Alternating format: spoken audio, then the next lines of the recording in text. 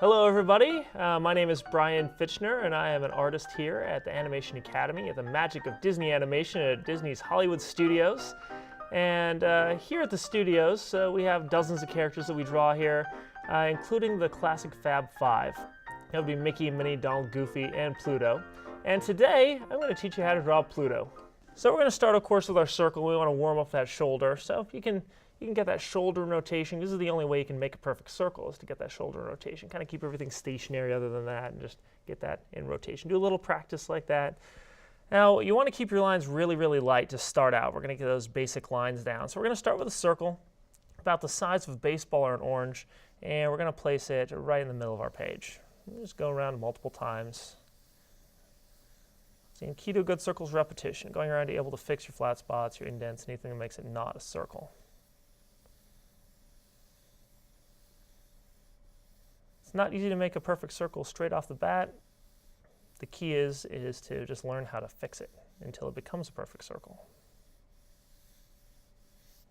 Then we need guidelines. Guidelines, of course, are there to tell us where we put the pieces of the character, like eyes, nose, mouth, etc., etc., etc. We need to know where the center of his head is. So he's going to be looking off to the left, so we're going to do a curved guideline making a crescent moon shape on the inside of your circle.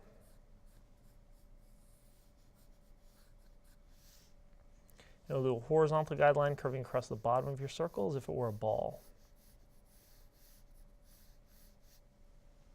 Now we want to do a little bit of measuring. We'll use our thumb and our index finger, and we can measure from just the left to the right side of the circle, get the width like that. And we'll just slide over so that our index finger touches the side of the circle. Where our thumb lands, we can just make a little mark. That'll help us out with how far out his snout's going to go. And we can draw a little line there if that helps as well.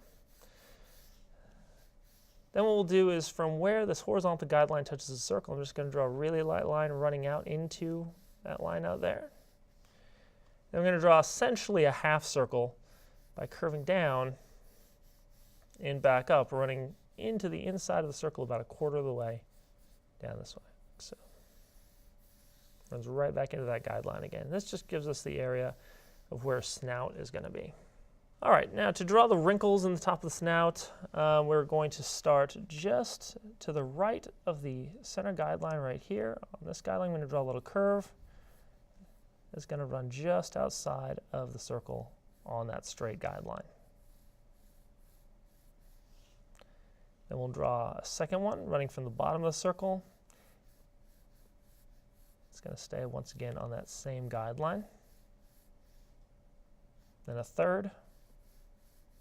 Everything stays straight.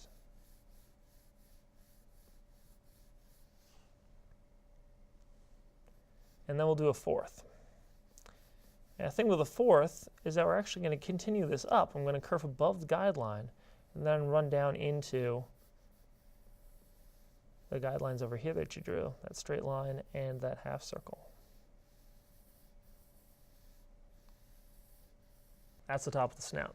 And we're going to go ahead and draw his nose. His nose is an oval. If you're not sure how to draw an oval, just draw a circle incorrectly. That's going to be half in and half out of that snout, just right up here. Just kind of sideways.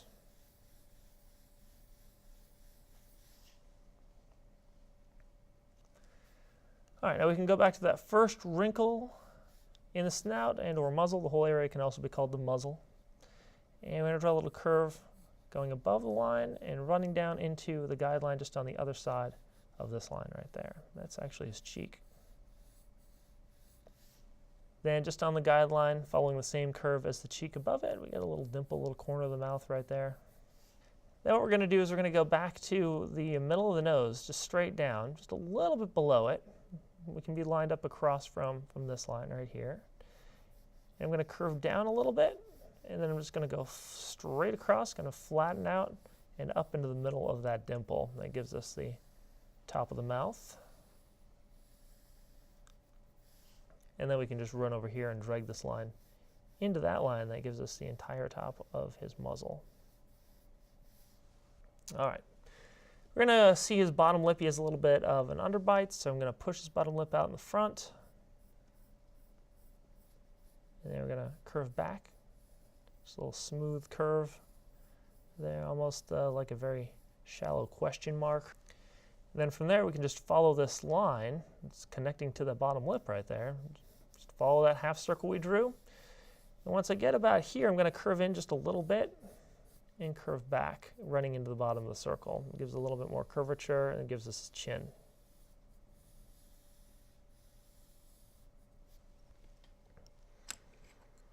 All right, now we can take the time to do some darkening. And so we're actually going to just go over and we'll darken the outline of the nose first.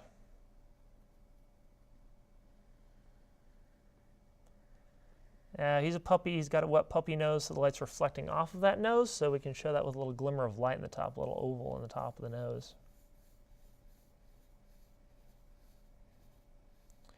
And then we'll go ahead and turn our pencil to the side, use it like a paintbrush, and shade through that nose. The faster you shave with the side of your pencil, the more even your surface is.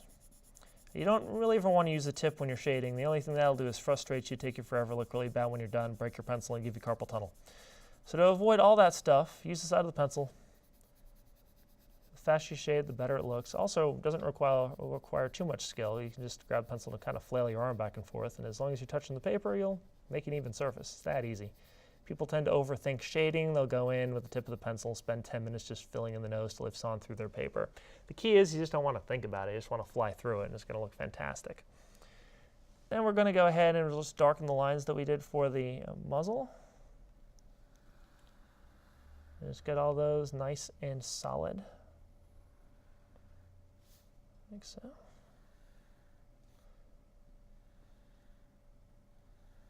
Pluto actually made his first appearance in September of 1930 in a cartoon called The Chain Gang. It was a Mickey Mouse cartoon, and Pluto actually played 2 different bloodhounds who were sent after Mickey, who had just escaped from jail, because Mickey was a bad boy. And his second appearance, he actually showed up as Minnie's dog, and he had the name of Rover. And then by the cartoon The Moose Hunt, they actually decided to change his name to Pluto, because the big news at the time in the newspapers was, hey, scientists discovered the existence of a new planet. Of course, it's been downgraded since then. So he got his name changed to Pluto. Also in the cartoon The Moose Hunt, Pluto actually talks. He says, "Kiss me," which was widely regarded as a huge mistake, and they never went back to it.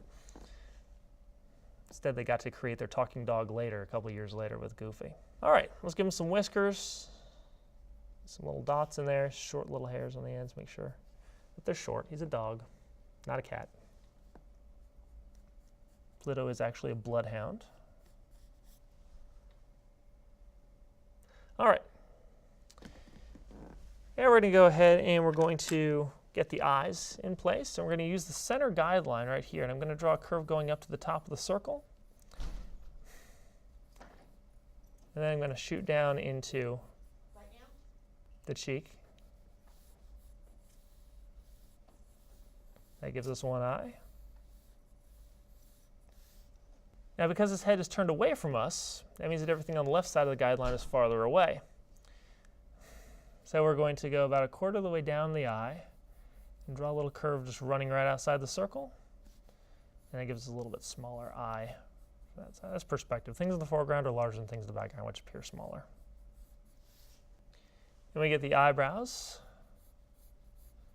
Eyebrows follow the same curve as the top of the eye. So we just hook above the eye there and hook above this eye over here.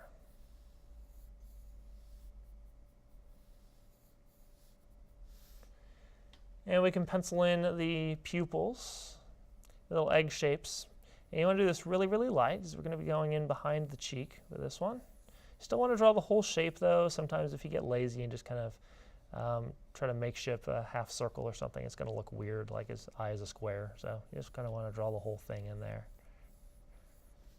And over here we draw a little hook shape. You want to make sure you get that curve away from the side of the eye as well. All right, we can hop in and get that stuff darkened in.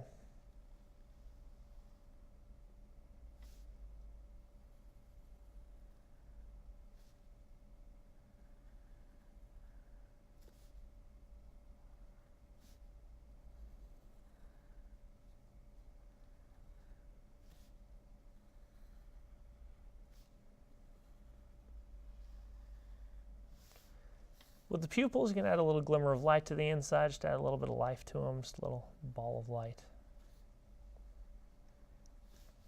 And then go ahead and shade in those pupils around the glimmer of light.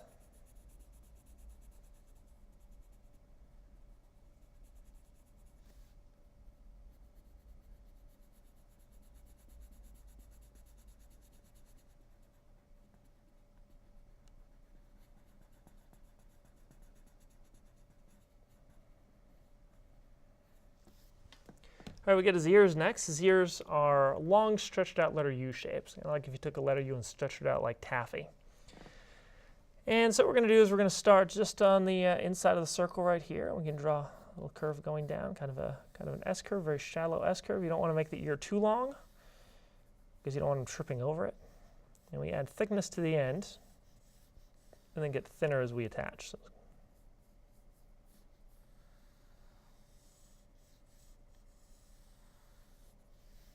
you can add a little muscle holding that ear in place, just a little U shape going behind it. And then you can just, once you're happy with it, darken it.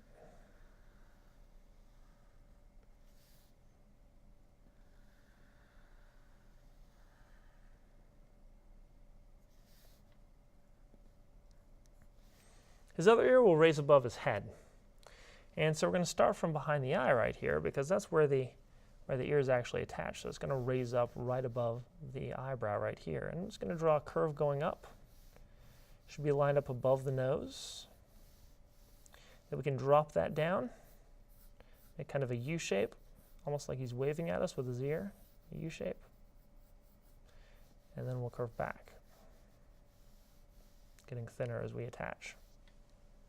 Now we can actually add thickness to this ear, almost making it look like a tongue, just by tracing over the top curve of the ear, curving down to the inside. Look at that. Going down a little bit farther, curving down, running back into that shape that you drew. That gives us a lot of thickness, almost like you can squish it.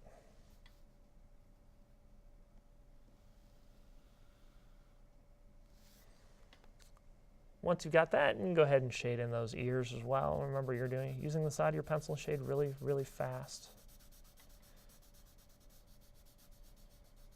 You don't have to be too precise or accurate with it. It's a quick sketch.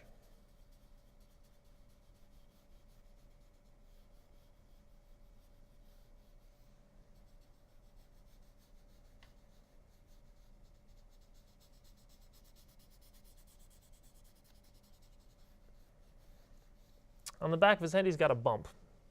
It's a brain bump. All bloodhounds have it. All real bloodhounds, all fake bloodhounds. Both he and Goofy have it. Goofy's just covered with his hat. And so we're just going to start from the back and draw a little shallow bump on the back of his head. You kind of want to keep it close to the back of the circle. Don't make it too big.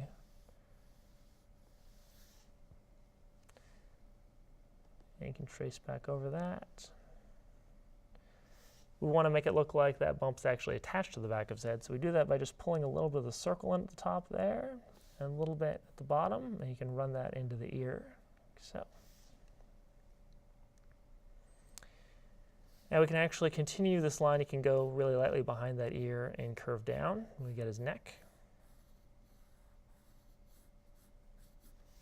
The other side of his neck is attached at the bottom guideline where it touches the circle. So you just really lightly draw through his muzzle until you come out right about here.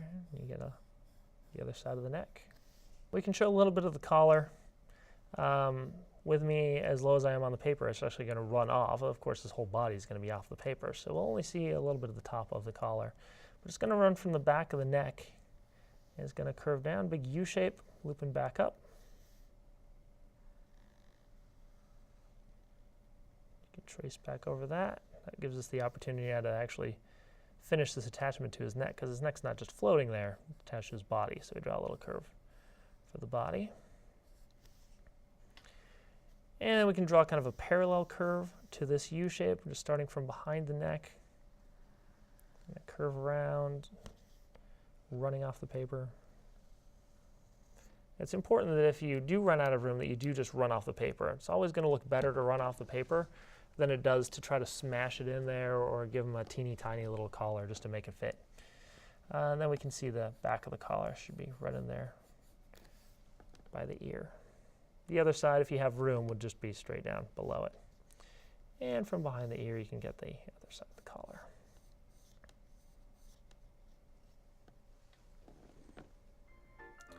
There you guys have it. You can go ahead and sign your drawing. Always sign your drawing, so everybody knows whose masterpiece this is. There you guys have it. A very, very quick lesson on how to draw the one, the only Pluto.